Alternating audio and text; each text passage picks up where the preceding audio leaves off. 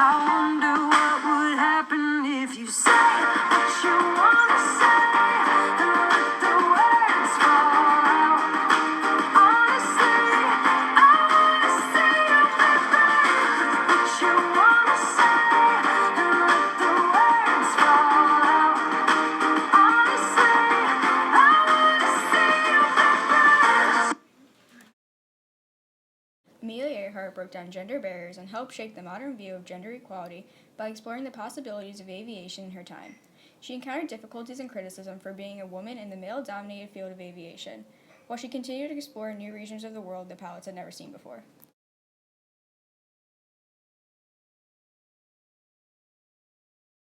Really, the real point of her trip was actually to tell people what it was like to fly around the world.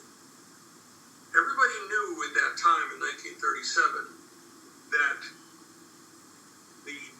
it would soon be possible for everyone to fly around the world on a commercial airline. That was right around the corner. It was going to happen very soon. And what Amelia did was fly around the world in fairly short hops, as they said, in short trips. And everywhere she landed, she filed a newspaper story. Believe it or not, she did it by telephone. Even in 1937, she could make a long-distance phone call back to New York City, to the Herald Tribune newspapers. And she would tell about her flying adventures and the exotic people and places that she met.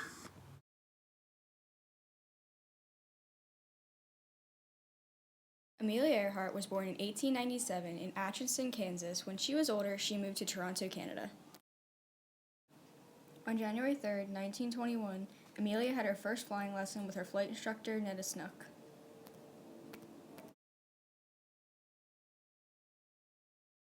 Her first flight was in 1922. She became famous in 1928 when she was the first person to fly across the Atlantic Ocean, but only as a passenger. In May 1932, she had her first solo flight across the Atlantic Ocean. After her first solo flight, she took several solo flights around the world, exploring and learning about new places along the way. Amelia was also the first person to fly from Hawaii to the American mainlands, and she continued to make many other solo flights across the U.S., and she set various flight records as well. Flight 1 over the treacherous Pacific. Roaring into the Oakland airport, she brings to a triumphant finish her 2,400-mile hop from Hawaii after 18 hours in the air. 10,000 cheer the end of the epical flight as the Lady Lindy slides into a perfect landing with two records. The first woman to fly the Pacific and the first person to fly it solo. She receives one of the most tumultuous greetings ever accorded a flyer.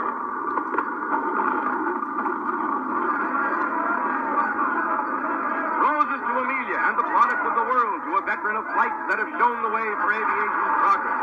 It's her most brilliant chapter in a 16-year aviation career. How does it feel to fly both oceans, Miss Earhart? Well, it was very interesting to me to fly in southern waters rather than in the north.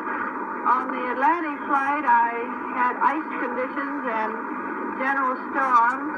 On this flight, really no bad weather at all except a few little rain squalls. I saw the moon and stars most of the night. Of course, in both flights, I was very glad to see land. In 1937, Earhart and her co-pilot Fred J. Noonan took off in a twin-engine Lockheed plane in an attempt to circumnavigate the world. She disappeared on July 2, 1937, near the South Pacific. Some people theorize that Japanese troops shot down the plane, mistaking it for a fighter plane. Another theory that's been popular is that, as you say, she was either shot down or forced down or captured by the Japanese. She was on some kind of spy mission. Again, there's no evidence to support that. For several years, the International Group for Historic Aircraft Recovery, TIGER, has been researching and recovering lost aircraft from Amelia Earhart's disappearance. They found that Amelia and Noonan had most likely survived for a few weeks on the island they may have crashed on, Nikumaroro Island.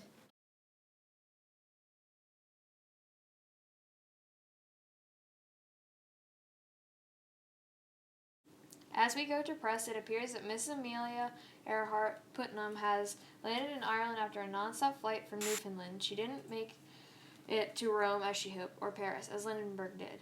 We think it almost entirely silly and useless performance. About all she has proved, it is well-known phenomenon of nature that a girl can't jump quite as far as a boy can. Many people who knew of Amelia Earhart both felt and influenced others to think badly of Amelia because one of the biggest problems in her situation and time is sexism. The problem included conflicting ideas between men and women. All throughout the early centuries of time, and even in today's world, women have been thought to be of a lower value than men. There are still minor differences between men and women in society today. Segregation among different genders in the time of Amelia Earhart was heavily stressed.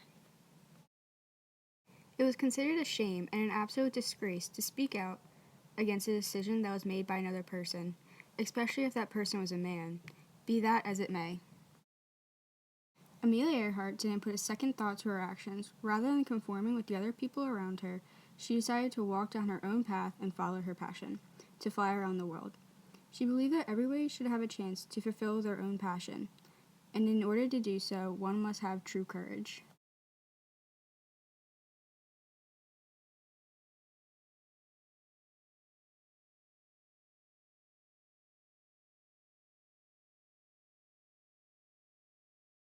Courage is the price that life exacts for granting peace. The soul that knows it not knows no release. From little things knows not the livid loneliness of fear, nor mountain heights where bitter joy can hear the sound of wings. As she had once written a poem entitled Courage, Amelia was known as the most famous woman aviator in the world. She was interested in the formation of aviation and wanted to bring more women into the field. She proved that women were important in aviation, and she encouraged more women who were studying at Purdue University. Women, like men, should try to do the impossible, and when they fail, their failure should be a challenge to others. She also told them to live out what their hearts tell them, rather than hide their dreams and try to be someone they're not. Her bravery showed people that anything is possible. Amelia spoke to women at Purdue University and told them about living their dreams, and that they could do anything they put their hearts to. As a thanks for her inspiring speeches, Purdue helped Amelia with her flights and funded the plane she used for her last flight. But her determination, love of aviation, and her bravery was a rarity for women of her time.